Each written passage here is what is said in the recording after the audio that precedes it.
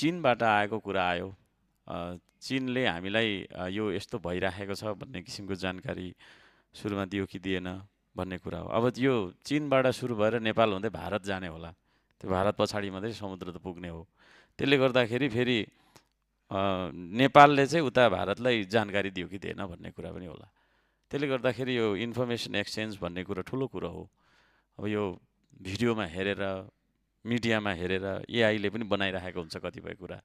त्यसले गर्दाखेरि त्यो मोबाइलमा हेरेर सोसल मिडियामा हेरेका कुराहरू सबै कुरो आधिकारिक हुन सक्दैन।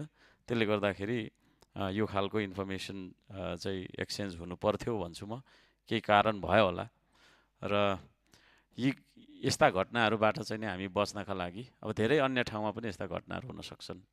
अब अहिले हामी उद्धारमा जाँदैछौँ, त्यहाँ उद्धारमा जाने भनेर चाहिँ नि साथीभाइहरू कति बाटो लागेका छन्, त्यो चिरा परिराखेको होला होइन। त्यो भूकम्प जस्तो तपाईँको कम्पन गर्दै, पराकम्पन भूकम्प त्यो हल्लिएर त्यो भाइब्रेसनले चिरा परिराखेको जमिन फेरि भत्केर उद्धार गर्न जाने मान्छेहरूलाई पनि अलिकति होइन सजग भएर जानुपर्छ होला, नत्र फेरि अर्को फेरि विपद आइलाग्छ भनेर सुझाव पनि दिन चाहन्छु। र यो घडीमा अत्यन्तै गहिरो दुःख व्यक्त गर्दै